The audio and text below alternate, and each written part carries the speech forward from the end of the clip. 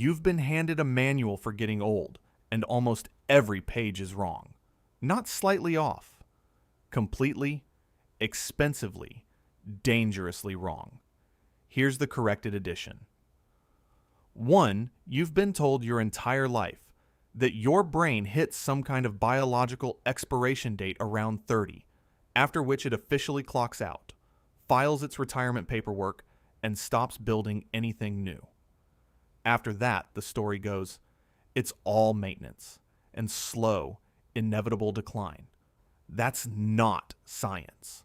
That's mythology dressed in a lab coat. Your brain retains the ability to form new neural connections, grow new cells in specific regions, and rewire entire behavioral pathways well into your 70s, 80s, and beyond. The process is called neuroplasticity, and it is a lifelong feature of your biology, not a youth-exclusive membership perk that expires. The hippocampus, the region responsible for learning and memory, demonstrably generates new neurons in adults through a process called neurogenesis, and a landmark study published in CellStem Cell found evidence of this happening in adults well into their 70s. Cognitive challenge, physical exercise, and novel learning environments have all been shown to structurally change the adult brain at any age. Here's what actually happens when people assume their brains stop developing at 30. They stop challenging it. They stop learning new things. They coast on what they already know. And then they mistake the consequences of that choice for biological inevitability. Treating your brain like software that stopped receiving updates after a certain year is like refusing to learn anything new because you already know how to use a pager. The hardware still works. You just stopped running it. 2. Wrinkles get treated as the inevitable biological tax of surviving another decade. You hit 50, the bill arrives, and the cultural response is to pay it with moisturizer, resignation, and the occasional comment about aging gracefully. Here's what nobody in that conversation mentions. The majority of visible facial aging, somewhere between 80 and 90% by some dermatological estimates, is caused by cumulative ultraviolet radiation exposure, not the passage of time itself. Dermatologists actually have a specific term for this, photoaging, and they distinguish it sharply from intrinsic chronological aging, because they are classified as genuinely separate biological processes with different mechanisms and different prevention strategies. Chronological aging primarily affects skin thickness and collagen production rate, but produces relatively subtle changes when UV exposure is taken out of the equation. A long-term twin study published in Plastic and Reconstructive Surgery made this point with uncomfortable clarity.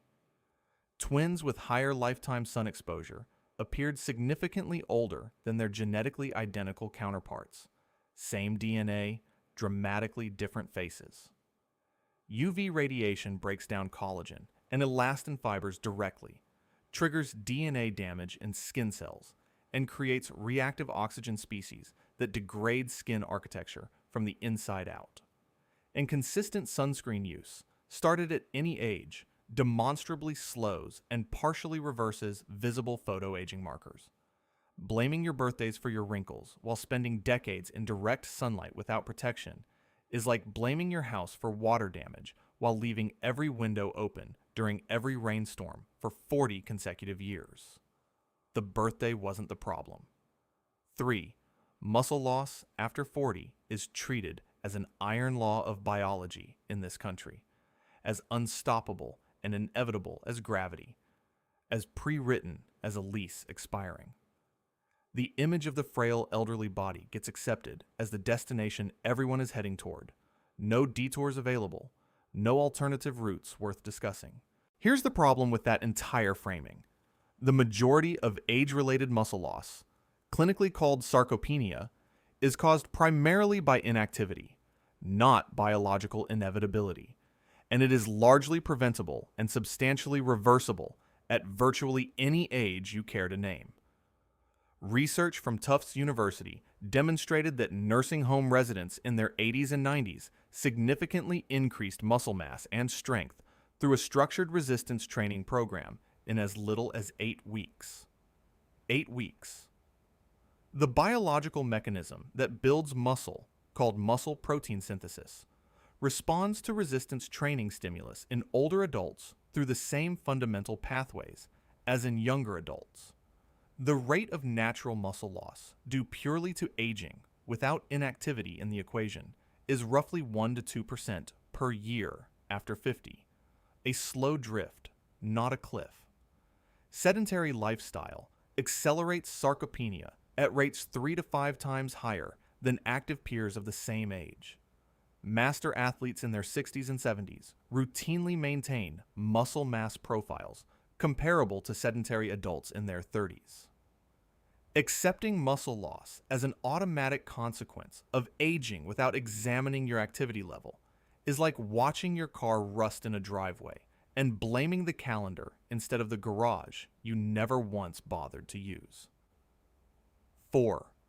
There is a cultural cliché embedded so deeply into American aging mythology that it practically qualifies as folklore.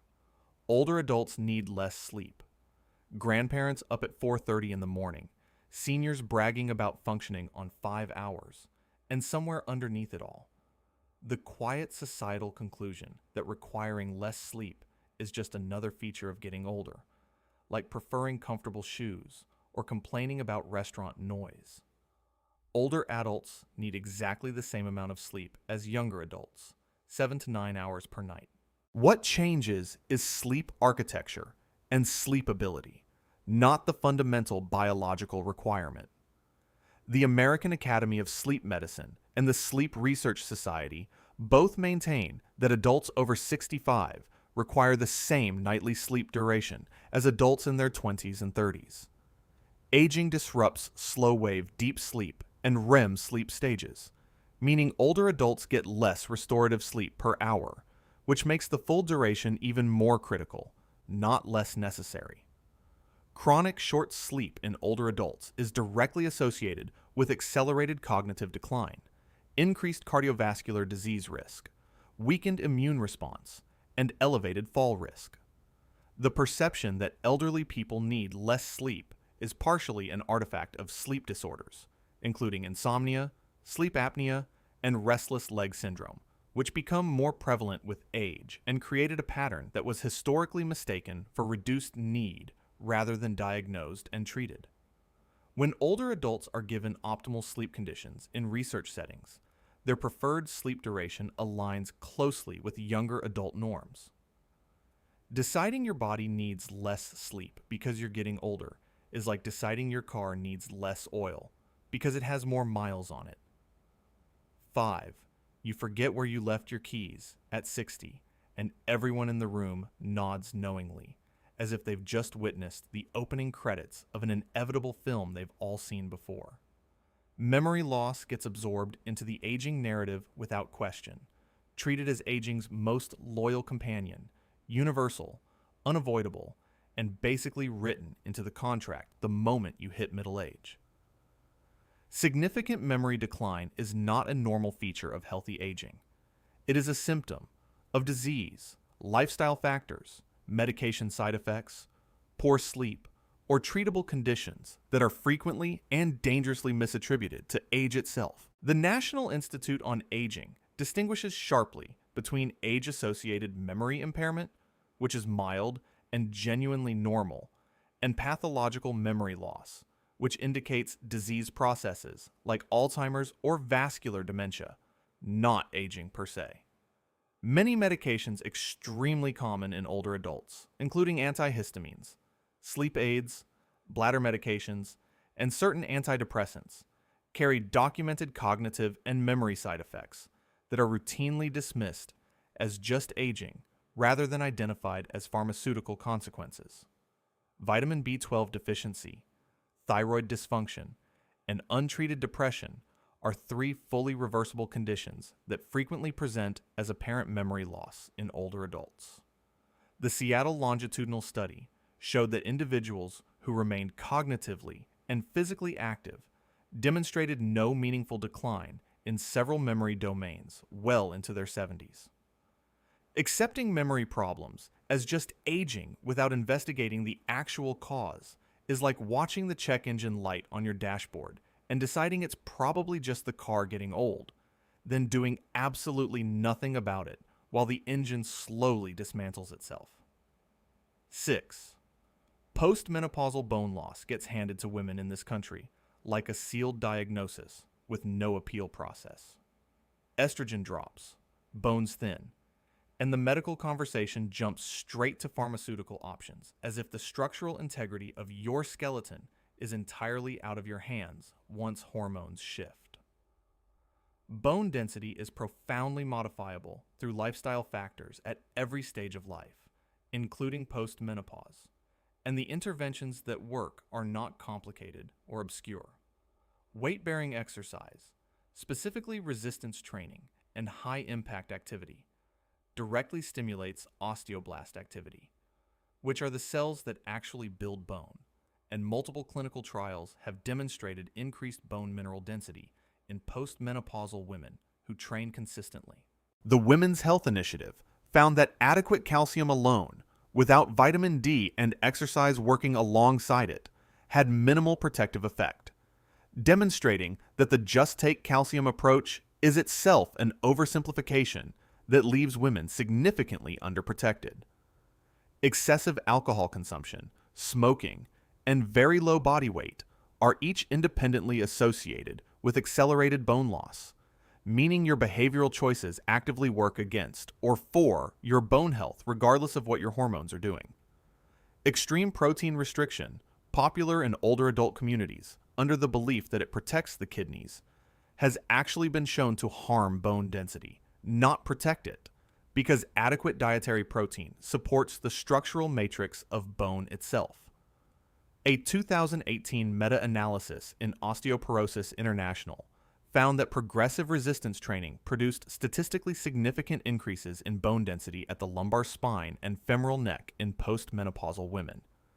Treating this as whether you endure rather than a condition you actively manage is a choice, not a biological necessity. 7. Stiffness gets filed under aging the same way people file everything they don't want to address, with a shrug and a label that closes the conversation. Tight hips at 55 become a biographical detail instead of a problem with a known, accessible solution. The majority of flexibility loss attributed to aging is the direct result of reduced physical activity, sedentary posture, and the consistent absence of stretching, not an irreversible biological process happening to you without your participation. Research published in the Journal of Aging and Physical Activity consistently demonstrates that older adults who engage in regular flexibility training maintain and improve range of motion regardless of their starting age. Connective tissue, including tendons, ligaments, and fascia, does become slightly less elastic with age due to changes in collagen cross-linking, but this represents a modest biological baseline, not a ceiling that training cannot exceed. Yoga studies in adults over 65 have documented significant flexibility gains, in some cases equal to those seen in younger study groups, over 8 to 12-week periods of consistent practice. The stiffness upon waking that older adults describe so frequently is largely caused by reduced synovial fluid circulation during prolonged inactivity, a mechanical issue that responds directly and quickly to movement. Sedentary adults in their 30s consistently test with worse flexibility than active adults in their 60s in head-to-head assessments, which proves definitively that age is not the dominant variable in this equation. Blaming your tight hamstrings on your birth year while sitting in a chair 10 hours a day is the athletic equivalent of blaming a drought on the sky while you leave the sprinklers off for a decade. 8. The 40-year metabolism cliff is practically a cultural event in America. People start pre-mourning their metabolic rate in their late 30s, bracing for the inevitable slowdown the way you'd brace for a known natural disaster, accepting the forthcoming weight gain as cosmic punishment for surviving another decade. A comprehensive 2021 study analyzing data from 6,500 people across 29 countries published in the journal Science found that metabolism remains essentially stable from age 20 to age 60. The real change doesn't arrive until after 60, and even then it's far more gradual than popular culture has ever acknowledged or advertised. What does change in middle age is body composition. Muscle mass typically decreases, and fat mass increases with inactivity. And since muscle is metabolically more active than fat, the apparent metabolic slowdown that people experience results from composition change, not metabolic mechanism failure. After 60, metabolic rate does begin a more measurable decline, roughly 0.7% per year, but this is dramatically more gradual than the mythology implies. The weight gain many Americans experience in their 40s is strongly correlated with reduced physical activity, increased caloric intake from stress and lifestyle changes, and disrupted sleep, all modifiable factors with identifiable solutions. Thyroid function, which directly regulates metabolic rate, is frequently subtly impaired in middle-aged and older adults and goes routinely undiagnosed, making what gets labeled aging metabolism sometimes just a missed medical diagnosis sitting in plain sight. Blaming your metabolism for weight you're gaining while moving less and sleeping poorly is one of the most successful self-deceptions in American health culture. 9. There is an unspoken cultural rule in America that past a certain age, exercise should become gentle, cautious, and decorative. A slow walk around the block, some light stretching, maybe chair yoga if you're feeling genuinely ambitious. Anything more vigorous is considered reckless, inadvisable, or vaguely disrespectful of the aging body. High-intensity exercise is not only safe for most healthy older adults, it produces significantly superior health outcomes compared to low-intensity activity across nearly every measurable health marker that researchers have bothered to examine. High-intensity interval training studies in adults over 65 have shown improvements in cardiovascular capacity, mitochondrial function, and even cellular aging markers that low-intensity exercise simply fails to produce at equivalent time investment. A Mayo Clinic study found that HIIT reversed many age-related cellular changes in muscle, essentially producing a younger cellular profile in older participants who committed to the training. The American College of Sports Medicine's guidelines for older adults explicitly include vigorous intensity aerobic activity and muscle strengthening exercise, not merely walking, and this is not a controversial position within exercise science. Falls, the primary fear used to discourage older adults from anything intense, are actually reduced by strength and balance training, meaning protective medicine and so-called risky exercise turn out to be the exact same prescription. Bone density response, cardiovascular adaptation, and muscle hypertrophy all require a sufficient stimulus, and the evidence shows that below a certain intensity threshold, exercise produces minimal adaptation in older adults regardless of how consistently they do it. Telling healthy older adults to only exercise gently because of their age is advice structured around institutional liability rather than biology. 10. The supplement aisle at any American pharmacy is essentially a hall of aging promises, anti-aging formulas, cellular rejuvenation complexes, NAD+ boosters, and longevity stacks that together cost more than a monthly car payment while feeling like responsible, proactive self-care. For the vast majority of adults without diagnosed deficiencies, high-dose anti-aging supplement regimens have no demonstrated clinical benefit and carry several documented risks, including drug interactions and unnecessary strain on organs that were already doing their jobs without help. A 2022 U.S. Preventive Services Task Force review found insufficient evidence to recommend most common supplements for chronic disease prevention in generally healthy adults, which is a conclusion that the supplement industry has conspicuously failed to include in its marketing materials. High-dose antioxidant supplements, particularly vitamin E and beta-carotene, have in clinical trials been associated with increased mortality in certain populations. directly inverting the assumed benefit and turning wishful thinking into a measurable risk. The supplement industry is not required to prove efficacy before selling products in the United States. The FDA only intervenes after harm is documented, meaning millions of products are sold on marketing language and packaging design alone. NAD+ precursor supplements show promising results in mouse models, but have extremely limited human clinical trial evidence at the doses being commercially sold to people spending real money on real hope. Vitamin D and B12 supplementation does show genuine benefit in deficient populations, but deficiency is best identified through blood testing, not assumed. Spending $300 a month on anti-aging supplements without a single blood test to confirm you need them is the nutritional equivalent of hiring a mechanic to fix a problem you invented. 11. Every difficult period of your life gets partially blamed for your gray hair in this country. The demanding new job, the difficult divorce, raising teenagers through a global pandemic, all of it credited with draining color directly from your follicles. It's practically a biography written in pigment, and it is substantially incorrect. Hair graying is primarily driven by genetics, specifically the programmed depletion of melanocyte stem cells within hair follicles, a process timed by your biology, not by your stress calendar.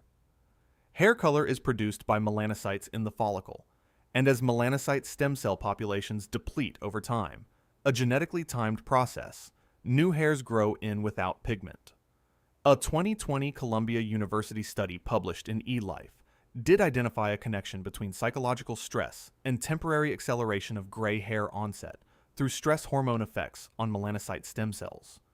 But the effect was reversible in some cases and modest enough in scale that it hardly justifies the cultural mythology built around it.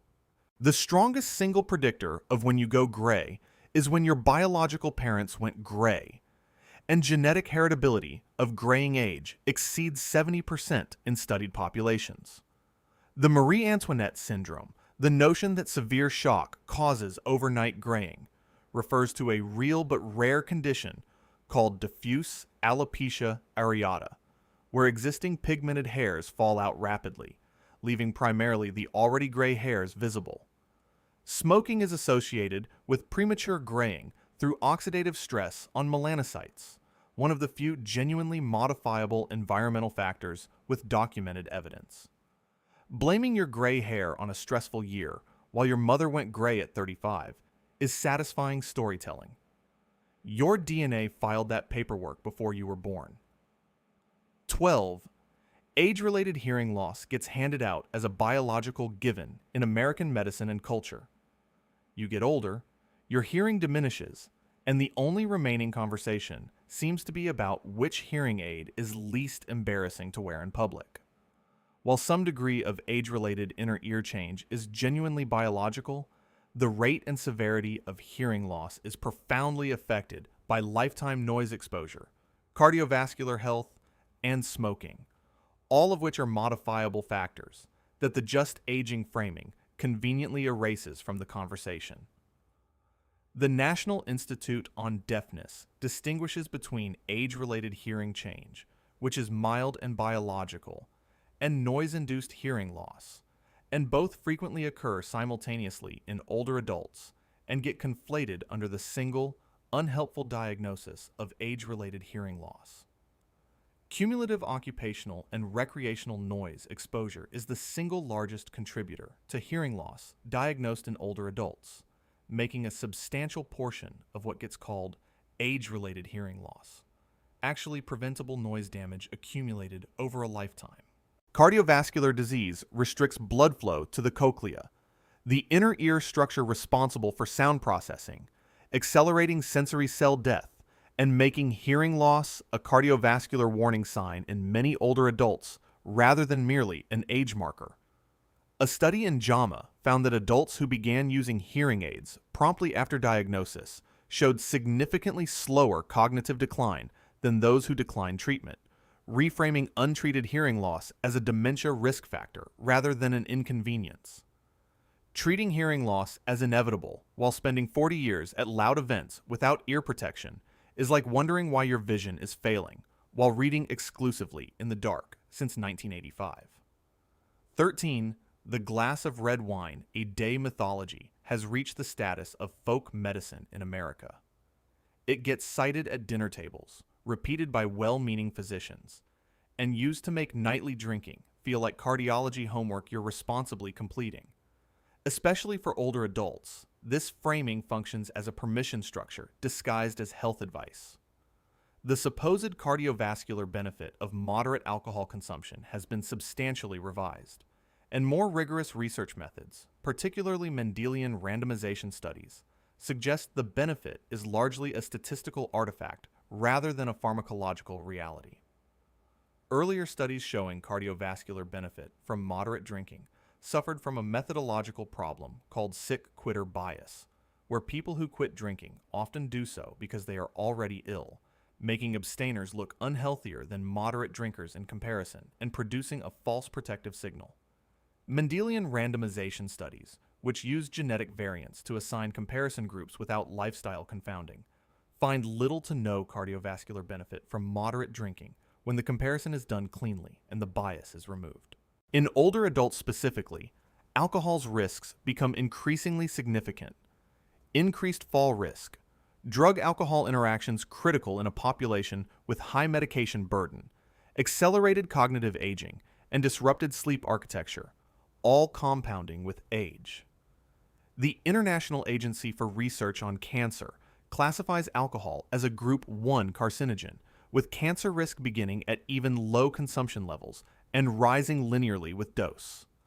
The updated Canadian guidance on alcohol recommended fewer than 2 drinks per week as a low-risk threshold, a dramatic revision from older messaging.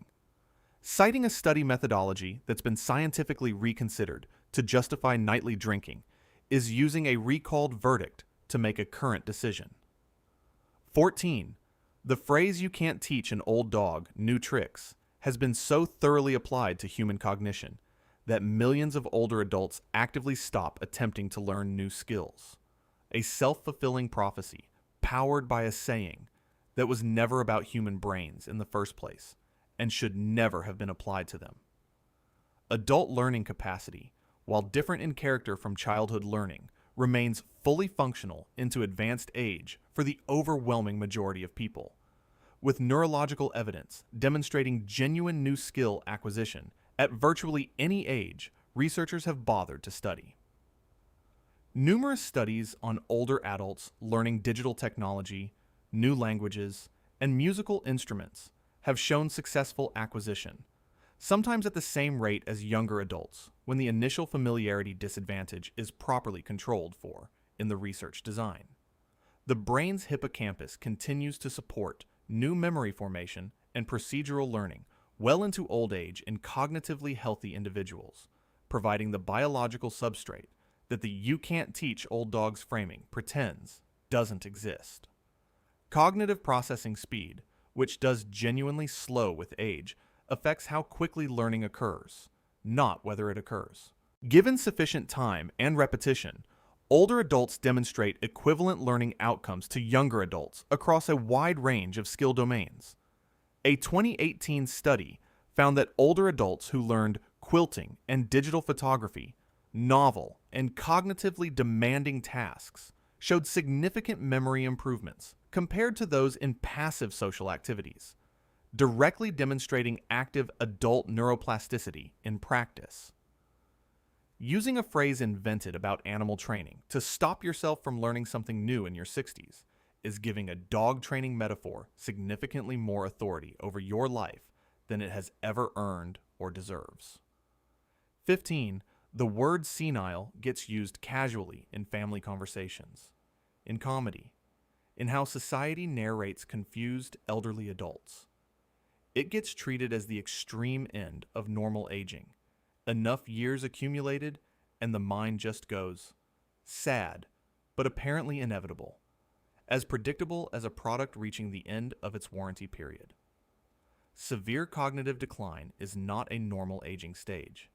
It is the result of specific pathological diseases, including Alzheimer's, vascular dementia, and Lewy body dementia, none of which are guaranteed outcomes of aging, and all of which represent disease processes distinct from normal biological aging. The word senile has been removed from clinical medicine because it implies that aging itself causes cognitive collapse, which is scientifically incorrect, framing that has done enormous damage to how society understands and responds to cognitive disease. Alzheimer's disease affects approximately 10% of adults over 65 and roughly 32% of adults over 85, significant numbers, but meaning the majority of very old adults do not develop it, a fact that rarely enters the public narrative. Centenarian studies. Research conducted on people over 100 years old consistently identify individuals with largely intact cognitive function, proving that extreme longevity does not mandate cognitive decline as a destination. Vascular dementia, the second most common dementia type, is strongly linked to cardiovascular risk factors, including hypertension, diabetes, and high cholesterol, all of which are modifiable, meaning its development is not purely age-determined. Depression in older adults is routinely misdiagnosed as cognitive decline and dismissed as just getting old, creating a large population of treatable patients receiving no treatment at all. 16. Rest is the prescription everyone dispenses freely to older adults in this country. After a certain age, the cultural consensus quietly decides that the body has earned its stillness. Sit down. Take it easy. You've done enough. The biology disagrees with this prescription in terms that are difficult to overstate. Excessive rest and physical inactivity are among the most powerful accelerants of biological aging known to medicine, and the prescription for most healthy older adults is the direct opposite of what the culture recommends. Bed rest studies, where healthy adults are confined to bed for weeks in controlled research settings, produce dramatic declines in muscle mass, bone density, cardiovascular fitness, and cognitive function that parallel years of normal aging compressed into weeks of enforced stillness. Physical inactivity is listed by the World Health Organization as the fourth leading risk factor for global mortality, not a safe neutral state, but an active, measurable health risk with a body count. The disuse syndrome, a cluster of physiological deterioration caused by inactivity, is well documented in geriatric medicine and includes muscle atrophy, insulin resistance, increased depression risk, and immune suppression, none of which are features of aging, but all of which are features of sitting down too much.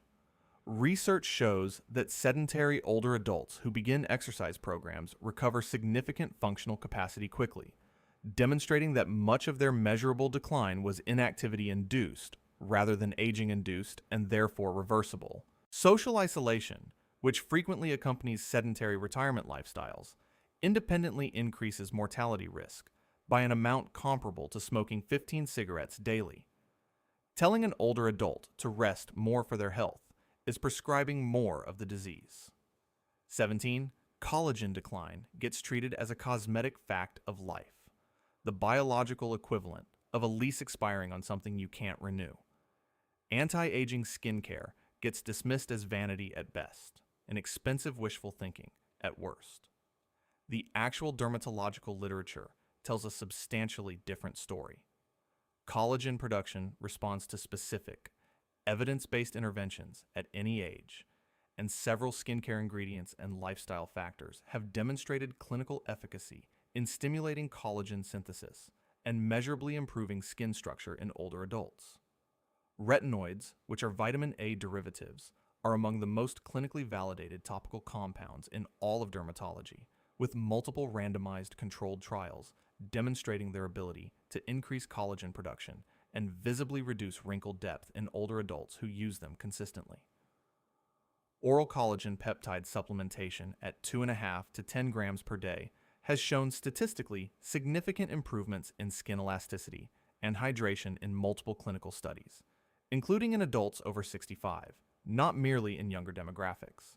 Vitamin C is a required cofactor in collagen synthesis at the biochemical level, and without adequate vitamin C, the body cannot complete the assembly of collagen fibers regardless of what other inputs are present.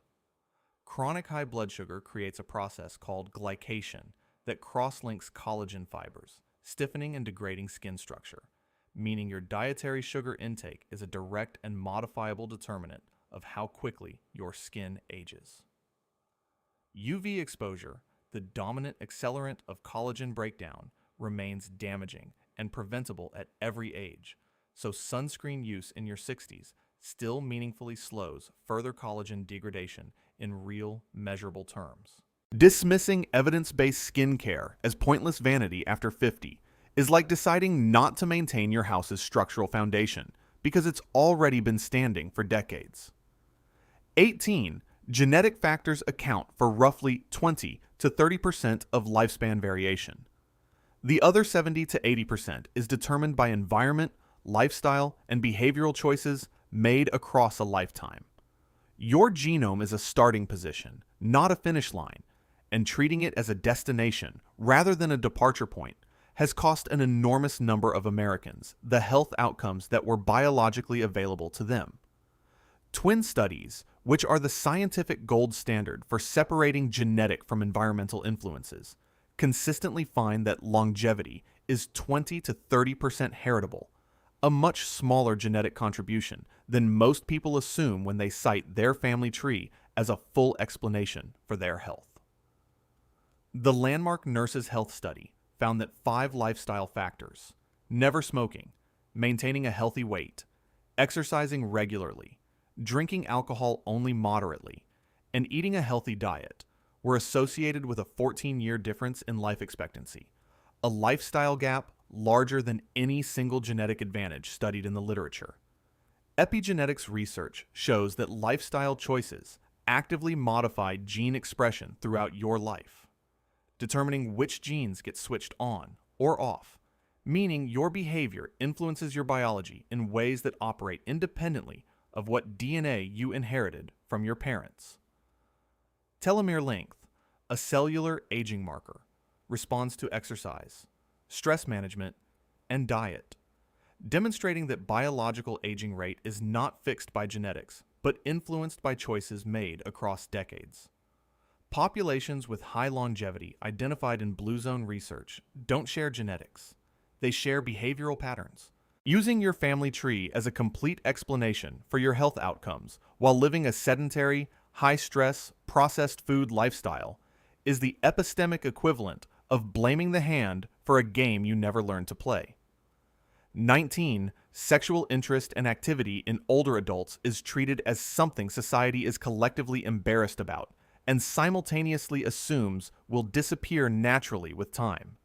The cultural narrative quietly files it away, simultaneously presuming its absence and finding any evidence of its presence mildly inappropriate to discuss. Sexual interest and activity in healthy older adults does not disappear. It changes. Many reported declines are attributable to treatable medical conditions, medication side effects, relationship dynamics, and psychological factors, not to the calendar. An AARP survey found that the majority of adults over 65 in romantic relationships remain sexually active, with satisfaction levels reported as comparable to younger age groups, a finding that tends to surprise people who've absorbed the cultural narrative without questioning it. Erectile dysfunction in older men, which gets attributed to aging with remarkable speed and consistency, is overwhelmingly caused by cardiovascular disease, diabetes, medication effects, and psychological factors, and treating the underlying condition typically restores function rather than requiring permanent acceptance of the symptom.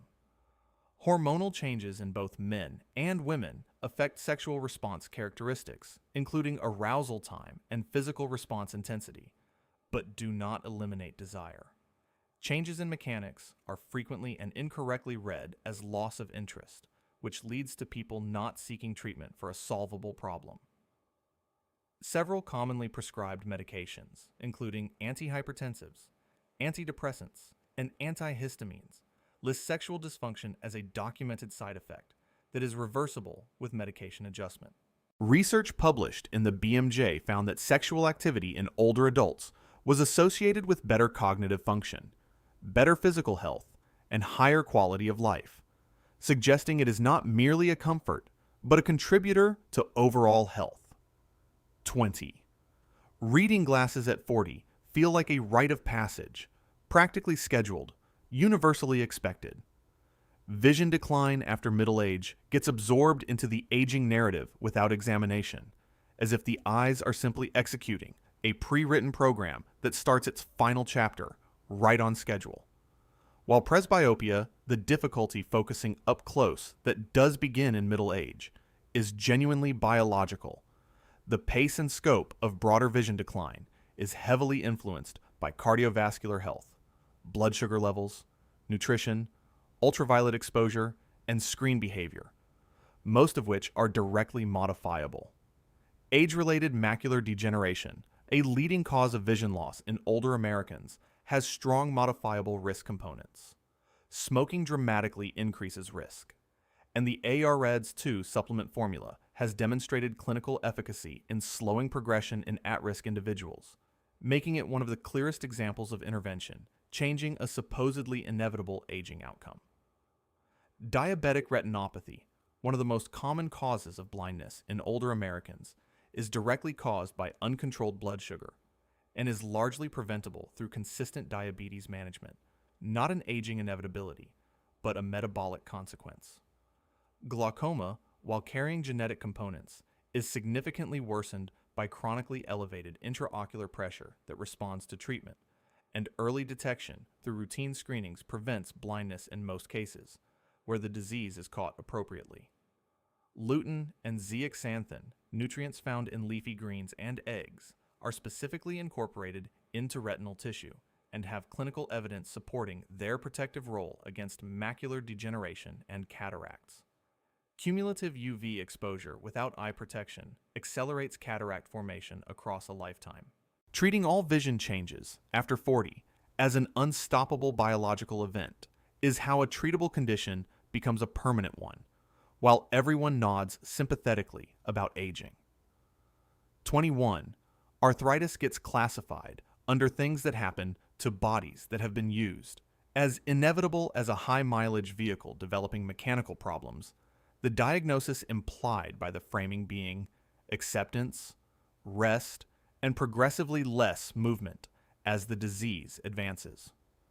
Both major types of arthritis, osteoarthritis, and rheumatoid arthritis have significant modifiable components, and the wear and tear framing is an oversimplification that actively discourages the interventions, particularly exercise, that most consistently reduce symptoms and slow disease progression. Exercise is the most evidence-based, non-pharmaceutical treatment for osteoarthritis pain in the clinical literature, with multiple Cochrane reviews confirming that regular physical activity reduces pain and improves function in osteoarthritis patients better than inactivity or rest, the prescription that the wear and tear framing implies. Excess body weight places disproportionate compressive force on knee joints, and each pound of body weight translates to approximately 4 pounds of additional force on the knee during walking, making weight management a direct biomechanical intervention with calculable effect. Rheumatoid arthritis is an autoimmune condition, not mechanical wear, meaning it has treatment pathways through immunology and biologics, not through using the joints less. Cartilage health is influenced by joint loading patterns, and appropriate loading through exercise actually stimulates cartilage nutrition, since cartilage lacks a direct blood supply and depends on compression-decompression cycles to absorb the nutrients it needs to maintain itself. Anti-inflammatory dietary patterns, including the Mediterranean diet and adequate omega-3 fatty acid intake, show documented benefit for inflammatory arthritis symptoms, making diet an evidence-based treatment adjunct that is underutilized in clinical conversations about arthritis management. Deciding to move less because your joints hurt, when evidence shows movement is the primary treatment, is the medical equivalent of stopping all water intake because you're thirsty and drinking feels like effort. 22. People with a family history of heart disease carry it like a doom forecast, and people without it feel quietly immune. Either your grandfather had a heart attack at 52 and you're genetically destined for the same outcome, or he didn't, and you're fine, seemingly regardless of what you do to yourself for the next 4 decades. The American Heart Association attributes approximately 80% of cardiovascular disease risk to modifiable lifestyle factors, meaning family history elevates risk but does not determine outcome. An absence of family history is absolutely not a protection against the consequences of lifestyle choices.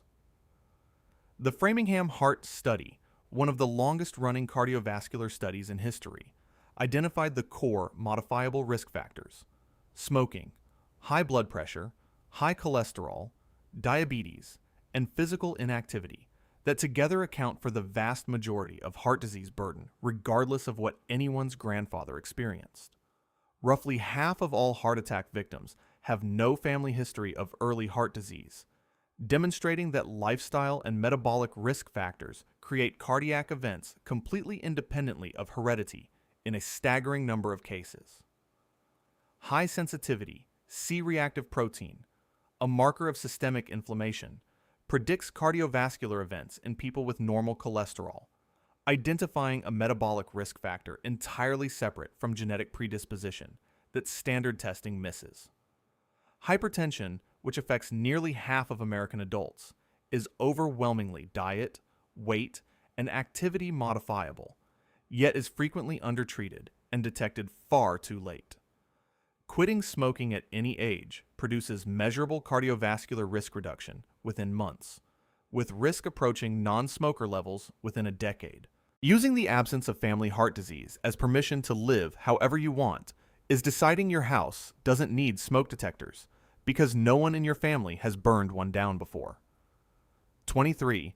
The popular image of the aging brain is one of attrition, neurons dropping away like troops in a losing battle, the mind slowly losing capacity. It can never recruit back.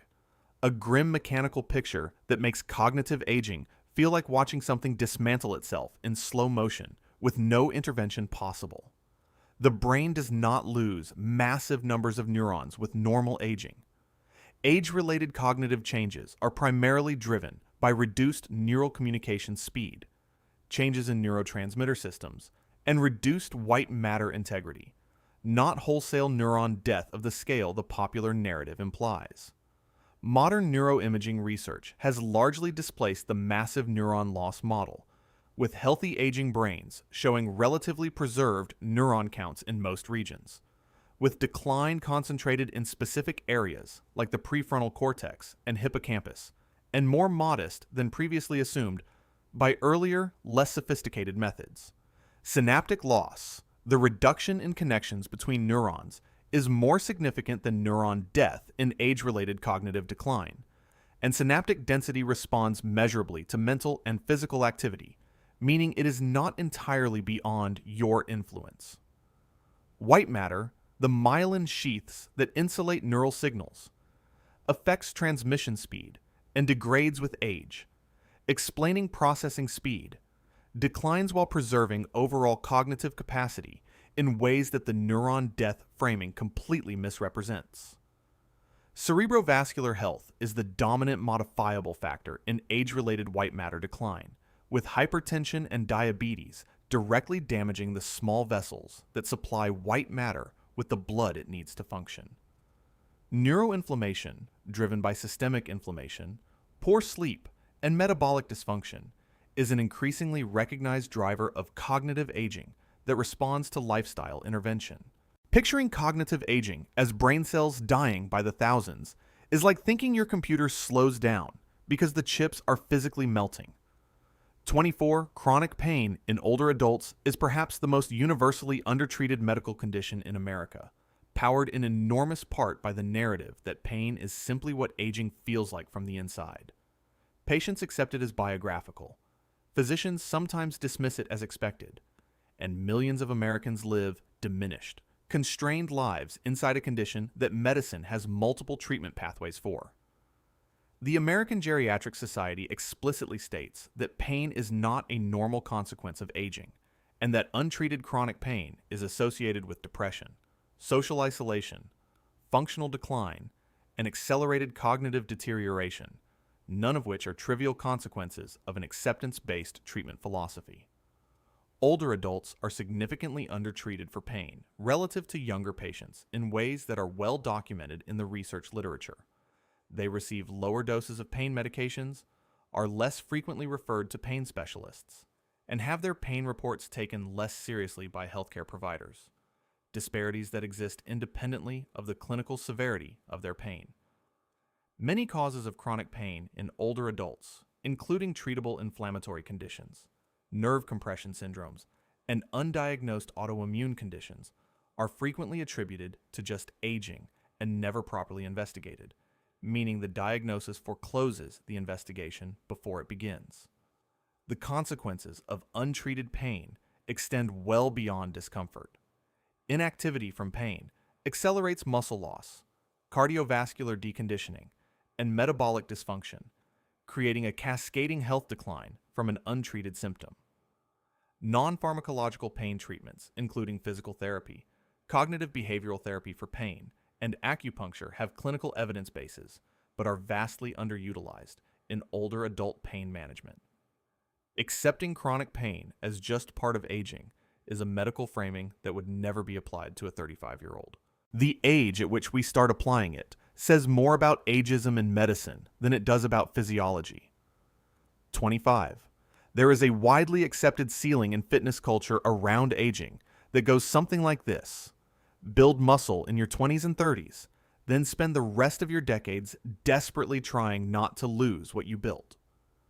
New growth after a certain point is considered off the program entirely, not biologically available, not worth pursuing. Muscle hypertrophy, which is genuine new muscle protein synthesis and muscle fiber growth, remains biologically possible at every age, and older adults demonstrate measurable muscle growth in response to resistance training, often exceeding the rate seen in younger adults when both groups are encountering training as something genuinely new to their bodies. The phenomenon of anabolic resistance, where older muscle tissue is somewhat less responsive to protein and training stimuli than young muscle, is real but surmountable through higher protein intake and adequate training volume, rather than acceptance and abandonment of the goal. Research from the University of Oklahoma showed that untrained adults over 60 gained muscle mass and strength from resistance training programs at rates comparable to untrained adults in their 20s, because both groups were responding to a novel stimulus their bodies had not previously encountered. Satellite cells, which are the muscle stem cells responsible for muscle repair and growth, remain present and functional in older muscle tissue, though their activation efficiency decreases with age. Adequate dietary protein, currently recommended at 1.2 to 1.6 grams per kilogram of body weight for older adults, higher than typical general recommendations, is a critical and frequently deficient component of older adult muscle building that rarely receives adequate clinical attention. Deciding you can't build new muscle after 60 and therefore not lifting weights is like deciding your garden can't grow new plants after a certain season and therefore not planting anything. The biology disagrees with you, but the choice is yours to make. 26. A quiet cultural assumption circulates that sun protection is preventive medicine for the young, a wrinkle prevention strategy for people still worried about their appearance, still investing in how they look to the world. Past a certain age, the implicit logic seems to be that the damage is done, the ship has sailed, and the SPF can stay in the drawer with all the other precautions that no longer seem worth taking. Skin cancer risk increases with age rather than plateauing, and the majority of melanoma diagnoses occur in adults over 65, making sun protection most clinically urgent, not least in the population most likely to have stopped using it. The CDC reports that adults over 65 have the highest incidence rates of melanoma of any age group, a statistical reality that runs directly counter to the cultural assumption that younger skin is the skin worth protecting. Skin cancer develops from cumulative DNA damage in skin cells, and the immune system's ability to repair this damage decreases with age, making new UV exposure in older adults more likely to produce the malignant transformation that younger immune systems can catch and correct. Sunscreen use in clinical studies of older adults reduces the incidence of new actinic keratoses, which are precancerous lesions, and squamous cell carcinoma, demonstrating ongoing protective efficacy regardless of prior cumulative exposure. The skin barrier becomes less efficient with age, and UV radiation accelerates this degradation, meaning ongoing protection slows a process that has real structural consequences beyond appearance. Most skin cancers in older adults appear on chronically sun-exposed areas, the face, hands, and forearms, sites that remain exposed daily, regardless of age. Stopping sunscreen because you're older is reverse logic dressed up as pragmatism. 27. Retirement gets sold as the finish line in America, the reward at the end of the working life, after which contentment, health, and well-deserved leisure naturally follow. Decades of "I'll be happy when I retire" embed it as a cultural health intervention rather than what it actually is, which is an economic event with highly variable health outcomes that depend almost entirely on what you do with the structure it removes from your days. Research on retirement outcomes shows a complex and frequently negative picture that the financial industry has very little interest in publicizing. A Harvard study found that fully retired adults were 40% more likely to report depression than those who continued working, even part-time, a finding that does not make it into retirement planning brochures. The retirement mortality paradox refers to observed patterns where mortality risk increases in the years immediately following retirement, a finding robust enough to have its own research literature and named concept within epidemiology. Cognitive engagement and intellectual challenge, typically reduced in retirement unless deliberately replaced with something of equivalent demand, are among the most consistent protective factors against dementia in longitudinal studies conducted over decades. Social connection, frequently structured around the workplace for most of an adult's life, drops sharply post-retirement for many adults, and the health consequences of social isolation rival those of major chronic diseases in terms of mortality impact. Blue Zone research examining the populations with the highest concentrations of centenarians found that purposeful daily activity and social integration, not leisure and rest, characterize the lifestyle of the longest-lived people on the planet. Treating retirement as a health intervention when the evidence shows it requires deliberate structure to avoid becoming a slow withdrawal from everything that kept your brain alive is a narrative the financial industry loves and the biology does not support. 28. Mental health treatment for older adults is often approached with a kind of diminished therapeutic ambition that would never be applied to younger patients. There is a subtle assumption in many clinical and social contexts that depression, anxiety, or other conditions in a 75-year-old are less treatable, less reversible, or less worth aggressively addressing than the same conditions in a 40-year-old. Older adults show treatment response rates for depression, anxiety, and other common mental health conditions that are comparable to younger adults in the clinical literature, and the lower treatment rates in this population reflect access barriers and ageist clinical assumptions rather than biological realities about treatability. The American Psychological Association reports that older adults respond to cognitive behavioral therapy at rates equivalent to younger adults, with some studies suggesting older adults actually adhere better to structured therapeutic formats than their younger counterparts. Depression in older adults is dramatically undertreated. Only about 10% of older adults with diagnosable depression receive adequate treatment, compared to significantly higher rates in younger populations, a disparity that has enormous individual and public health consequences. The medical system frequently misattributes depression symptoms in older adults to normal aging, physical illness, or grief, creating diagnostic blind spots that delay treatment by years, and sometimes permanently. Suicide rates are highest in the United States among older white males, a demographic simultaneously least likely to seek mental health treatment, and most likely to have their distress dismissed as age-appropriate sadness by the people around them.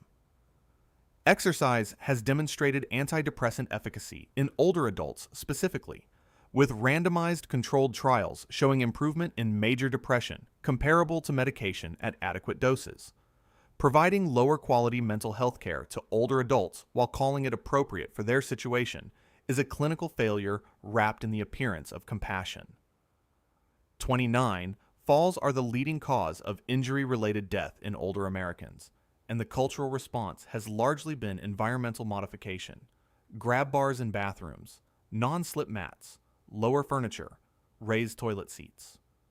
The implicit message underneath all of this product-based intervention is that the balance itself is going, and what remains is fall-proofing the environment around a body that can no longer be trusted. Balance declines significantly with reduced physical activity and disuse, not simply with age, and the vestibular, proprioceptive, and musculoskeletal systems that govern balance all respond to training at any age you choose to start. The CDC's STEADY program, which stands for Stopping Elderly Accidents, Deaths, and Injuries, cites strength and balance exercises as the most effective clinical intervention for fall prevention, more effective than environmental modifications alone, a conclusion from the federal government's own health infrastructure that has not sufficiently penetrated public awareness. The Otago Exercise Program, a validated and structured balance and strength program, reduced falls in community-dwelling older adults by 35% in clinical trials, a number that should be more famous than it is given how seriously falls are treated as a public health issue. Tai Chi has been studied extensively as a balance intervention in older adults, with meta-analyses confirming significant fall risk reduction through a practice that is genuinely accessible regardless of current fitness level. Proprioception, the body's sense of its own position in space, degrades rapidly with inactivity and improves measurably with balance training, making it a trainable capacity rather than simply an age-determined one. Installing grab bars everywhere while never doing the exercises that would reduce the need for grab bars is addressing the symptom of an untreated condition and doing it backwards. 30. While immunosenescence, which is the clinical term for age-related immune system changes, is a real and documented phenomenon, its magnitude is highly modifiable through the same lifestyle factors that influence virtually every other system in the aging body. The assumption that weakened immunity in older adults is a fixed biological state, requiring passive acceptance, is incorrect in ways that leave millions of people more vulnerable than they need to be.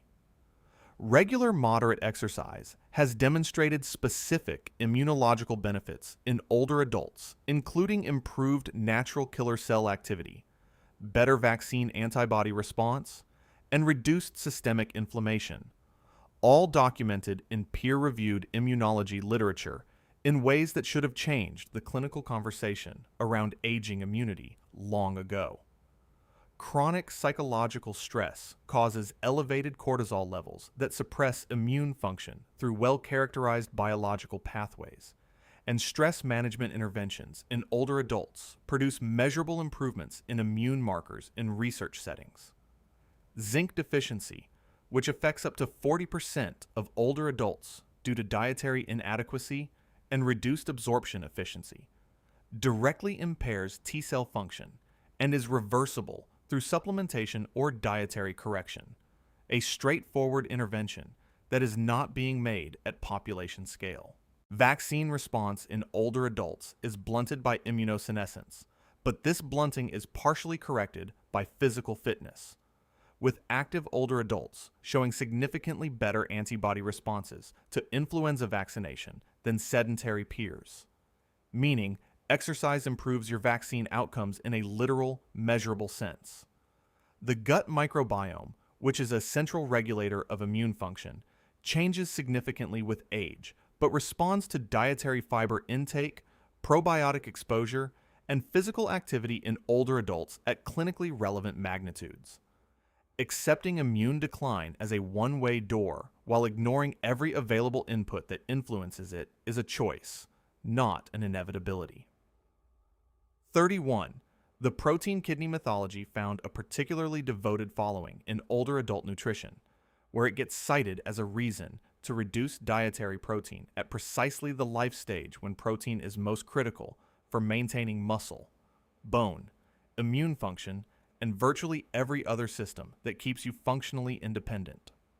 In adults without pre-existing kidney disease, there is no clinical evidence that higher protein intake causes kidney damage, and older adults actually require more protein per unit of body weight than younger adults due to anabolic resistance and muscle maintenance demands that increase with age. The protein kidney concern originates from observations in patients with existing chronic kidney disease, in whom high protein intake does accelerate disease progression, a finding that was incorrectly generalized to healthy adults without kidney disease and has persisted in popular nutrition culture long after the clinical evidence failed to support the generalization. Multiple large prospective studies have found no association between high protein diets and declining kidney function in adults with normal baseline kidney health, a consistent finding across different study populations and methodologies. Current evidence-based recommendations from geriatric nutrition scientists suggest 1.2 to 1.6 grams of protein per kilogram of body weight daily for older adults, substantially above the 0.8 grams per kilogram.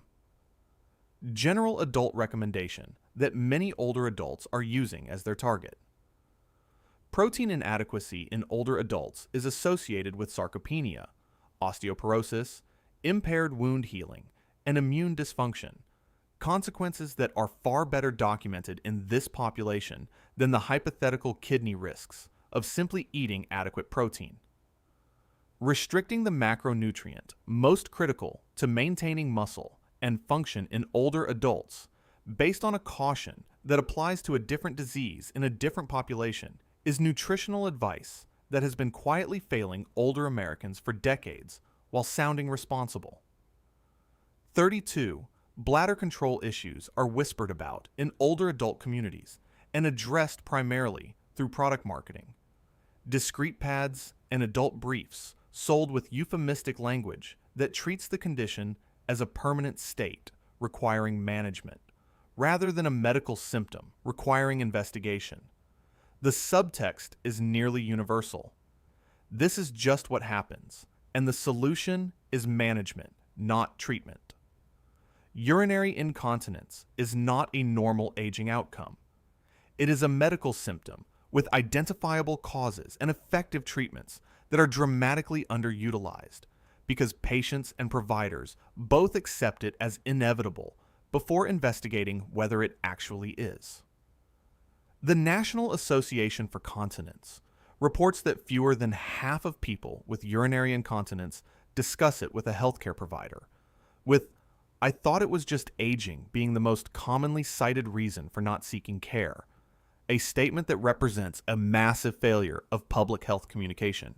Pelvic floor physical therapy, which involves specialized exercises targeting the muscles supporting the bladder and urethra, demonstrates efficacy rates above 70% for stress incontinence in clinical studies, representing a highly effective intervention that the just aging framing prevents millions of people from ever accessing. Overactive bladder, which is urge incontinence, is frequently caused by treatable conditions, including urinary tract infections, medications, caffeine excess, and neurological factors, none of which are just aging, and all of which respond to targeted treatment. In older men, enlarged prostate is the dominant driver of urinary symptoms and responds well to both medication and minimally invasive procedures. Behavioral interventions, including bladder training and timed voiding, reduce incontinence episodes significantly in older adults through non-invasive approaches with solid clinical evidence. Buying products and accepting the situation without a clinical conversation is solving a problem medicine has multiple answers for. 33. You can't change people is a piece of folk wisdom that gets increasingly applied to oneself with age, with particular force applied to the self you become by 50 or 60. By middle age, the conventional narrative treats personality as geological deposit rather than living tissue, more or less fixed, more or less done, more or less the finished version of a person. Personality continues to change throughout adulthood in measurable, often predictable, and sometimes deliberately directed ways. And the evidence for this comes from longitudinal research that tracked real people over real decades, rather than from assumptions about what aging feels like from the inside. Longitudinal personality research consistently shows that traits like conscientiousness and agreeableness tend to increase through middle and older age, a pattern developmental psychologists call the maturity principle that directly contradicts the personality. Fries's narrative repeated in popular culture. A 2019 study in PNAS found that adults who deliberately practiced behaving differently, more extroverted, more open, more conscientious, showed measurable shifts in personality trait scores after 15 weeks of consistent effort, demonstrating that intentional personality change is not merely aspiration, but measurable outcome. Psychotherapy produces documented personality changes, particularly reductions in neuroticism, at clinically significant magnitudes in adults of all ages, including older adults, which means that the most rigorous form of psychological intervention produces the outcome. The personality is fixed, narrative says, is impossible. Neurological findings confirm that the brain regions underlying personality maintain plasticity and restructure in response to experience throughout adulthood. Major life events, including losses, new relationships, and cross-cultural experiences, produce measurable personality shifts in older adults with statistical regularity. Using "I'm just like this now" as a permanent closing statement on your own development is not a biological fact. It is a decision disguised as one. 34. This one arrives gift-wrapped in parental authority and never gets questioned across generations.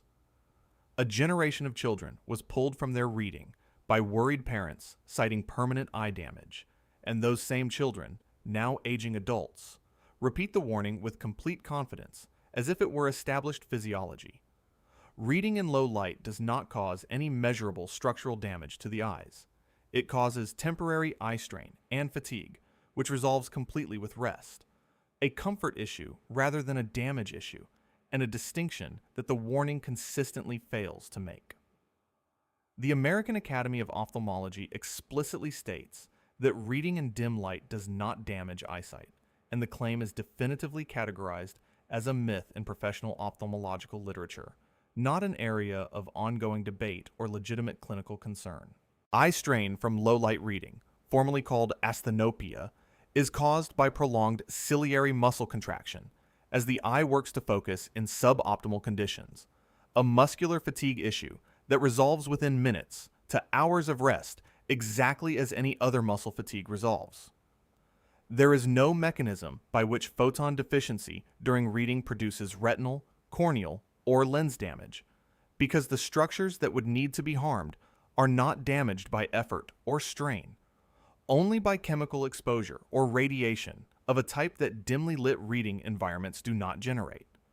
The myth likely persists because eye strain feels genuinely uncomfortable, leading people to logically but incorrectly infer that discomfort indicates damage, which is the same faulty equation that makes many harmless sensations feel alarming. Digital eye strain from screen use has extended the myth into modern technology use. This is a myth that weaponized parental authority, physical discomfort, and a wrong equation between pain and damage. And it has lived rent-free in adult minds for decades without ever being deserved. 35. Family medical history gets recited in doctor's offices like a diagnosis rather than a risk factor. My father had diabetes. My grandmother had Alzheimer's. My uncle had a heart attack at 52. It gets treated as a forecast rather than a data point. And for many people, it becomes a reason to stop trying rather than the strongest possible argument for intervening harder than the average person. Genetic predisposition elevates risk. It does not determine outcome. The same lifestyle factors that reduce risk in the general population reduce risk even more significantly in high genetic risk individuals, which makes family history a call to action rather than a sentence to accept. Mendelian randomization and genetic epidemiology studies consistently find that lifestyle factors modify risk even in individuals carrying high-risk genetic variants for conditions like type 2 diabetes, heart disease, and certain cancers, demonstrating that the gene is a multiplier, not a fixed destination.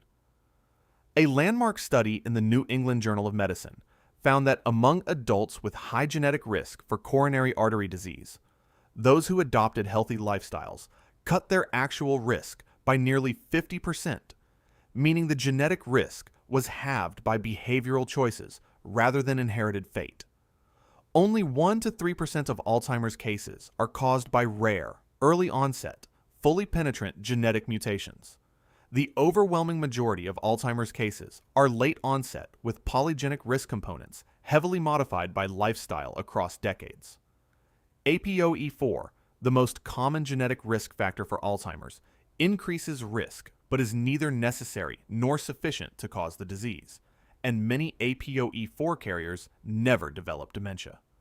The Diabetes Prevention Program trial showed that intensive lifestyle modification prevented type 2 diabetes in high-risk individuals at rates exceeding 58%.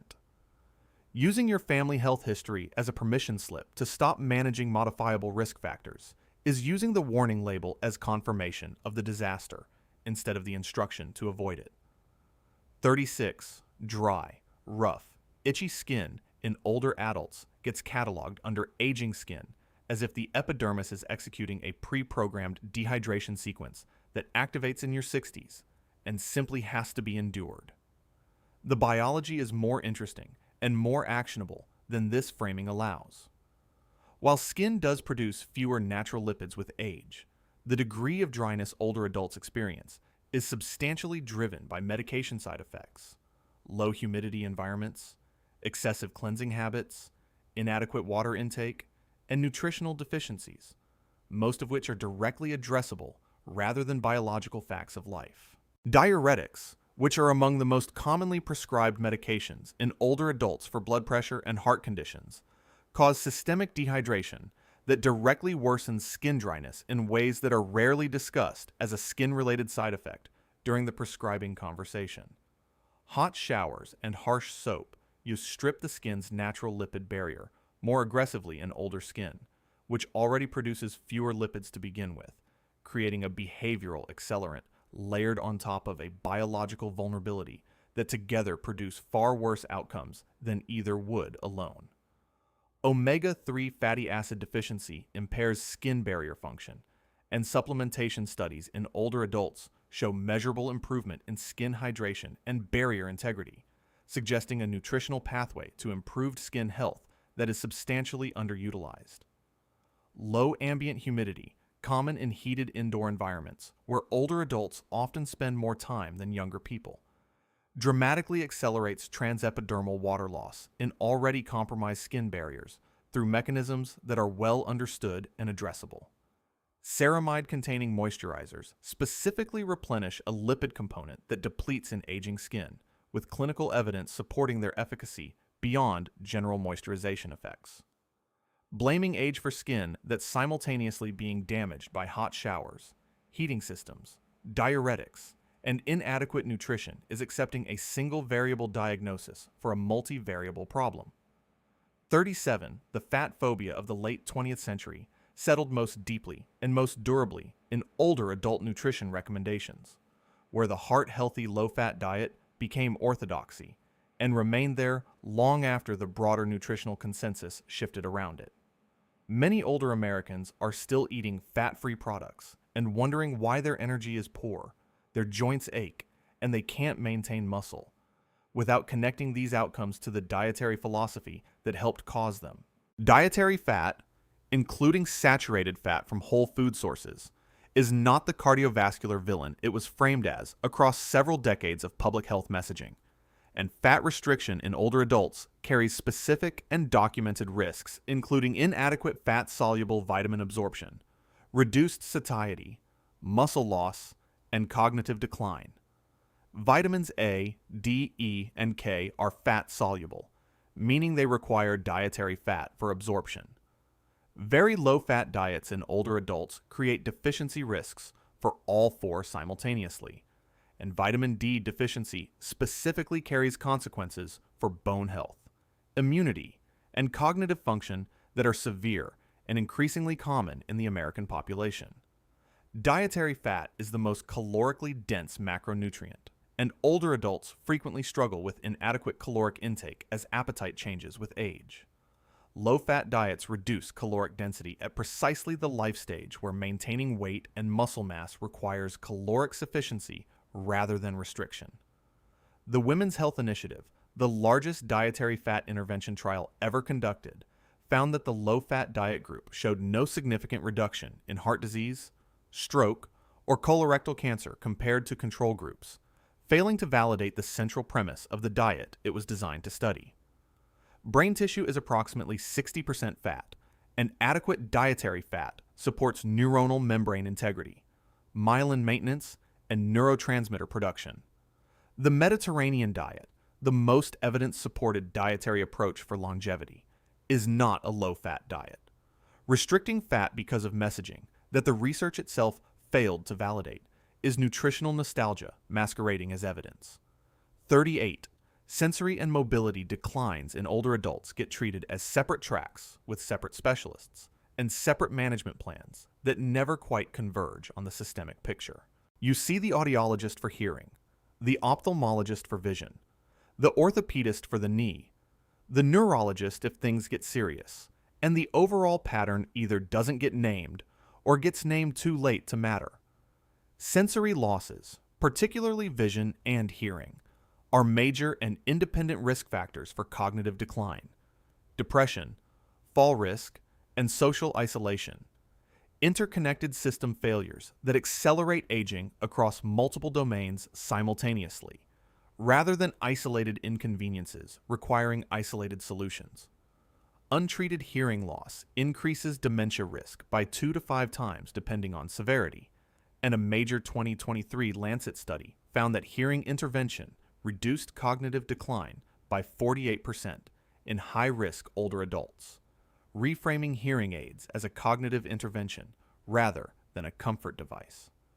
Visual impairment dramatically increases fall risk independent of mobility because the brain's spatial mapping depends on visual input, and visual loss creates proprioceptive gaps that destabilize gait in ways that grab bars and non-slip mats cannot fully address. Dual sensory impairment, meaning both vision and hearing loss occurring together, has synergistic effects on cognitive decline and depression risk that are worse than either alone would predict, suggesting shared neurological pathways that connect sensory experience to brain health. Social isolation is one of the most powerful accelerants of cognitive decline and premature mortality, and both hearing and vision loss force social withdrawal through difficulty communicating and navigating environments in ways that are not being systematically addressed. The sensory deprivation model of cognitive decline suggests that reduced sensory input itself accelerates brain aging through reduced neural stimulation, making sensory rehabilitation neurological medicine rather than cosmetic care. Treating vision, hearing, and mobility as 3 separate customer service departments is how medicine successfully treats the symptoms while missing the system. 39. Polypharmacy in older adults gets treated as a necessary feature of managing complex aging health rather than as a clinical problem requiring active, systematic management. The prescription list grows with each new diagnosis, each new specialist visit, each new symptom that gets its own pharmaceutical response, and a comprehensive review of whether all of those medications are still appropriate, still necessary, and still working together, safely happens rarely, if ever, in routine care. Polypharmacy in older adults is associated with falls, cognitive decline, adverse drug reactions, and hospitalization in ways that are well documented in geriatric medicine and well known to specialists, and systematically unaddressed at the population level. The Beers criteria, published by the American Geriatric Society, identifies specific medications inappropriate for use in older adults due to elevated risk-benefit ratios, and many of these medications remain widely prescribed to this population by providers who may not be consulting the criteria regularly.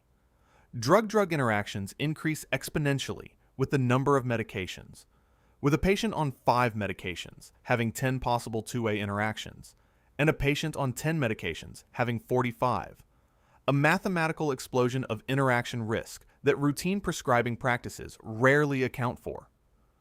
Deprescribing, the deliberate and systematic review and discontinuation of unnecessary medications, has demonstrated improvements in cognitive function, fall rates, and quality of life in multiple clinical trials in older adults, a finding that should be more central to geriatric care than it currently is.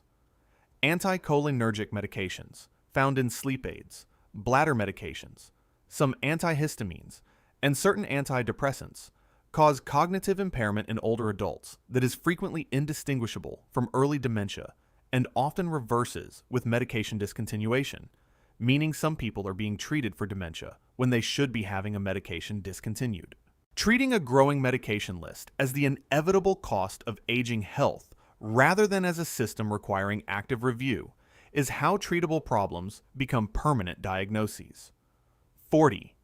Social isolation and loneliness in older adults are categorized as personal adjustment challenges, something individuals navigate through community involvement, volunteering, or simply putting themselves out there with the right attitude. The medical system notes it occasionally and moves on, treating it as a quality of life issue rather than a clinical emergency with mortality data behind it.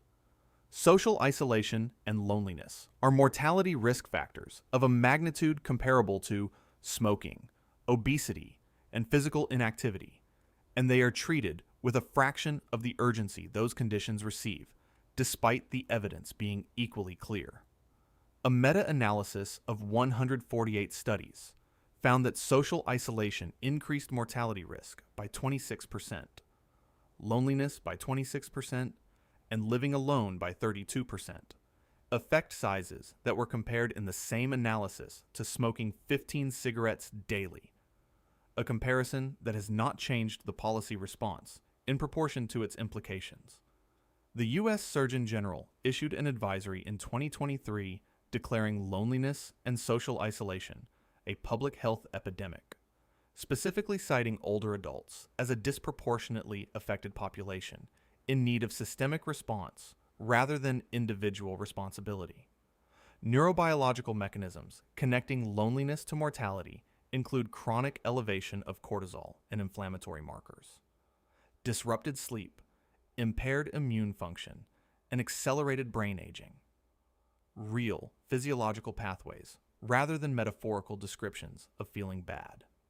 The loneliness loop describes a self-reinforcing cycle where isolation leads to hypersensitivity to social threat, which leads to social withdrawal, which deepens isolation, a pattern that requires active intervention to interrupt rather than passive self-correction through willpower. Hearing loss, mobility impairment, transportation barriers, and the death of peers create structural barriers to social connection that accumulate disproportionately in older populations. Telling a lonely 75-year-old to join a club in response to a documented mortality risk factor equivalent to a daily smoking habit is the public health equivalent of telling someone with dangerously high blood pressure to just try to relax. 41. The word dementia, and especially Alzheimer's, lands in most conversations with the weight of genetic destiny. Most people experience a family history of it as a sentence handed down through biology, and the cultural response has largely been resigned. Fear punctuated by charity fundraising rather than the active prevention behavior that the evidence increasingly supports as both possible and meaningful.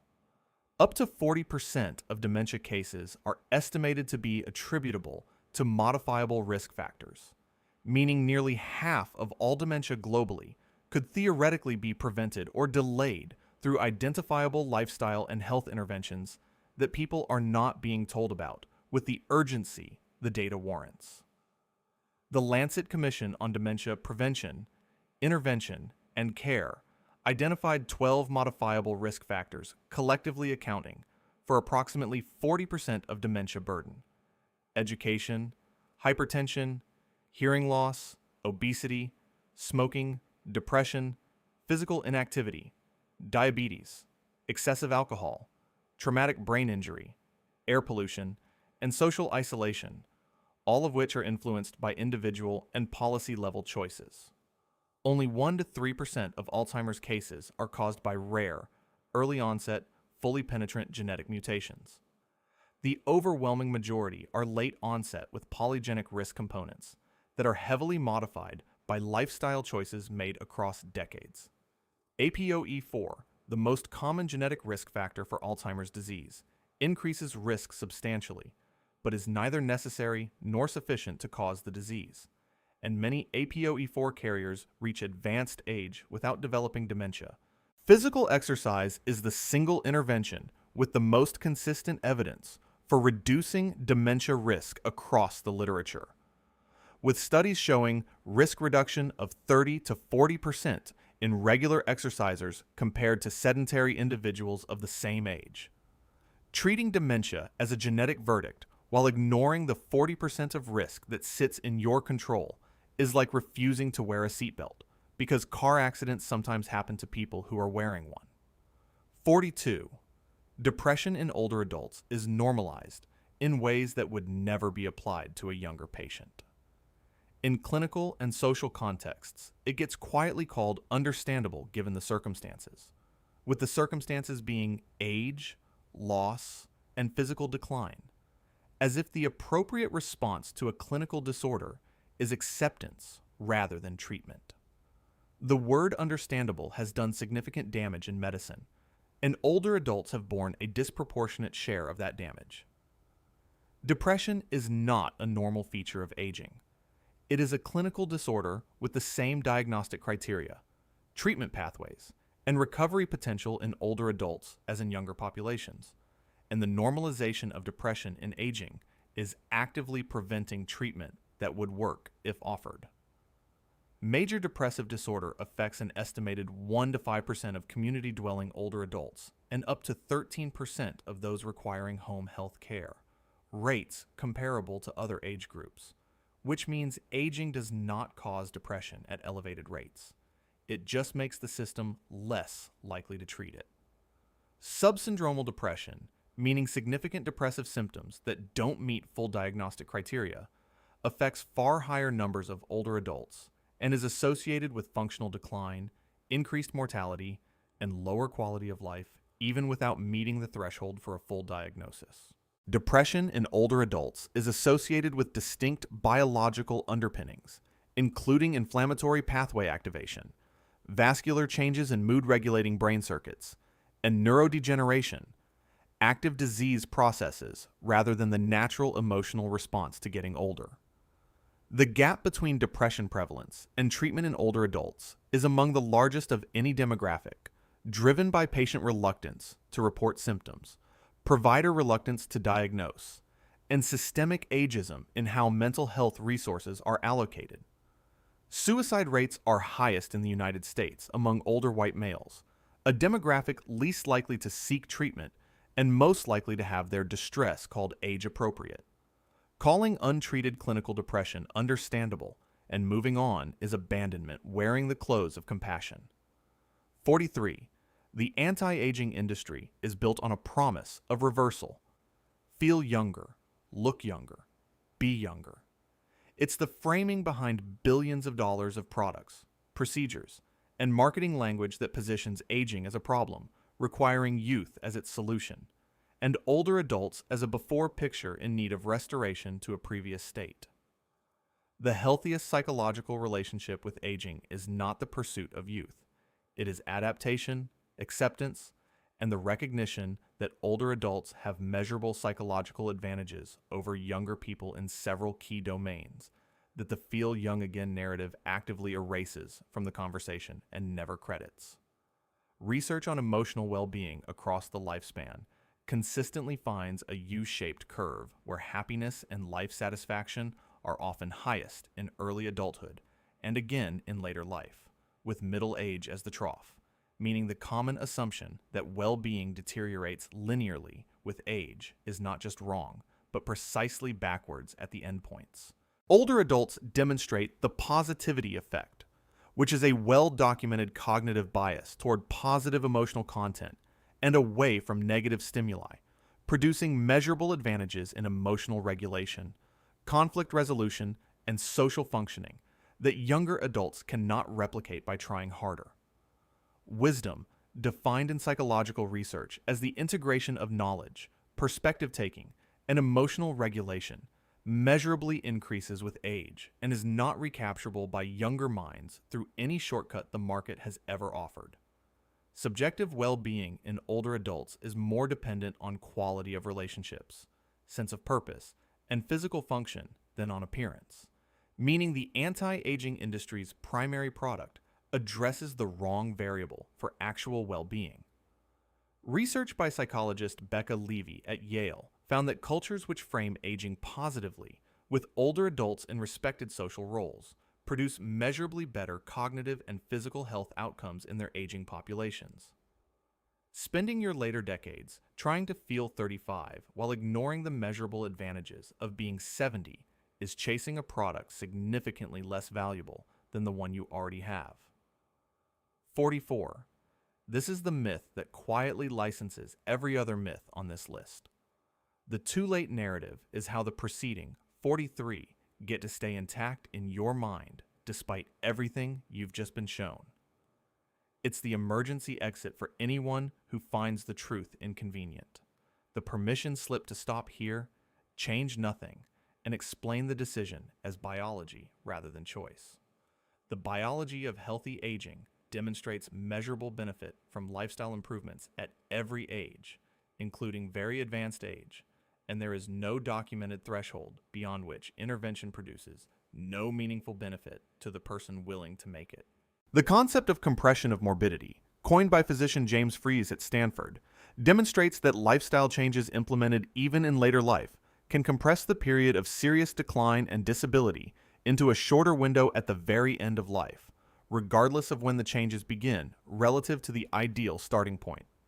Smoking cessation at 65 still reduces cardiovascular disease risk measurably within months and cancer risk within years, meaning the benefit curve does not flatline with age in any meaningful way.